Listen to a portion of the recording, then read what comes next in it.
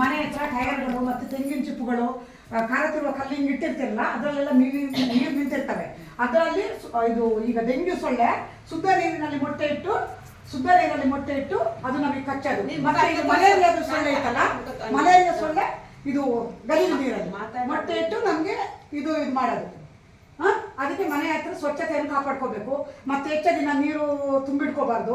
ವಾರಕ್ಕೊಮ್ಮೆ ನೀರುಗಳನ್ನ ಖಾಲಿ ಮಾಡಬೇಕು, ಬ್ಯಾಲ್ಗಳಲ್ಲೆಲ್ಲ ತುಂಬಿಟ್ಟು. ಮತ್ತೆ ಮನೆ ಹತ್ರ ತೆಂಗಿನ ಚಿಪ್ಪು ಎಂಥದ್ದು ಇರಬಾರ್ದು. ಮತ್ತೆ ಗುಂಡಿಗಳಲ್ಲಿ ನೀರು ನಿಲ್ಲೋದು, ಅದನ್ನು ಸ್ವಲ್ಪ ಒಣಗಿದಾಗ ನೋಡ್ಕೊಂಡು ಟೈರು ಪ್ರತಿಯೊಂದು. ಮತ್ತೆ ಹೂವಿನ ಕುಂಡ ಇರ್ತಾವಲ್ಲ, ಹೂವಿನ ಗಿಡ ಪಾಟ್ಗಳಲ್ಲಿ ನೀರು ನಿಲ್ದಂಗೆ ನೋಡ್ಕೊಳ್ಬೇಕು. ಪಾಟ್ಗಳಲ್ಲಿ ನಿಲ್ಬಾರ್ದು, ಅದರಲ್ಲಿ ಇಟ್ಟಿದ್ದು. ಮತ್ತೆ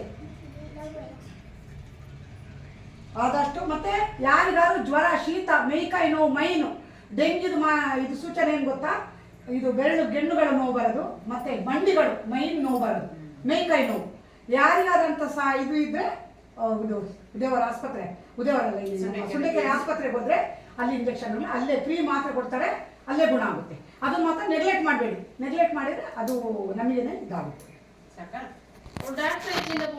ಡಾಕ್ಟರ್ ಇಟ್ಟರೆ ಡಾಕ್ಟರ್ಗೆ ಹುಷಾರಿಲ್ವಲ್ಲ, ಡಾಕ್ಟರ್ ಇಲ್ಲ.